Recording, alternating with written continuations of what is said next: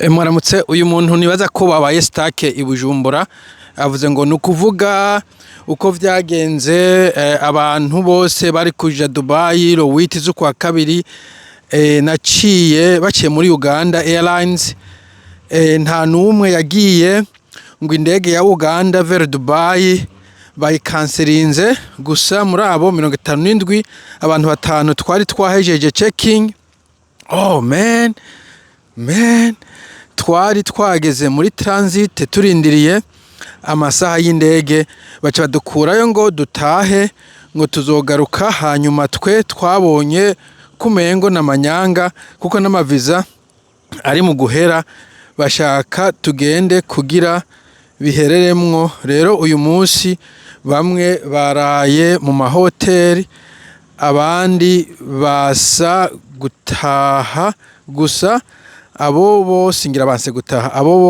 ayo mahoteli nibo bayaturondereye gusa ngo ejo bashaka kuduha rero dutabarize ntitwibwe mutama urabukoze boje neza ko badashaka kubiba nibaza ko bishika ama airline baga cancelling muri Afrika nk'ukundi keshi na keshi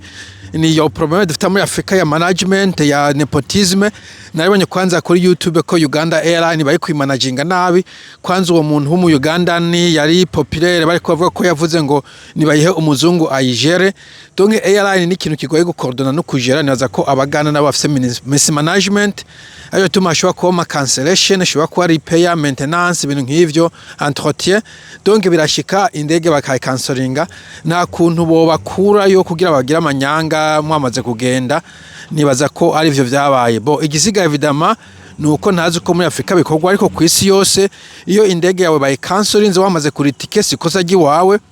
ico baca bakora baca bakubukingira kuri flight igiye gukurikira ijoro ko ari Uganda Airlines canke iyindi seroroka iyo dimo babonye ko badashobora kukujana ditu baca babaza bakavuga nka Emirates ndazi ko iteza kubija muri Uganda bagaca bakuvuga kuri Emirates canke iyindi. Donc nuko bagomba kubigenza ku buryo mwebwe urugendo rudasiba gucererwa birumvikana mbo nimba viza igomba ihere iyo numva ariko sajya abantu bababukingira kirazira ko umuntu agenda ku myanya iri very tight ifo kufise omwe nk'ukwezi kugira ngo ibintu nk'ibi bishitse umuntu agwaye akacebwa kwa muganga ibintu nk'ivyo habe harimo akantu ko kumanuvura kubera ibi bintu biracika mu byo gutravelinga ni gake umaze gutravelinga inshuro zitanu wo kwa mu travelinga on time hari ibintu byinshi biza biracamwo harimo airline zicancellinga ahandi zicererwa ahandi umuntu agwara ahandi ibintu byinshi bitandukanye aho bagwagarira kuri aeroport ibintu nk'ivyo. Donc numva nti wo kwihebura nukomeze murindire nibaza ko ajya kubatunganiriza c'est pas la fin du monde nibaza ko babibakorera visa sinzi ko ashobora kwirenovera n'importe quoi ariko ntibagomba kuba visa isigaje iminsi 3 4 5 sawa inkengeri yavuze mugire umunsi mwiza bye bye time is money here.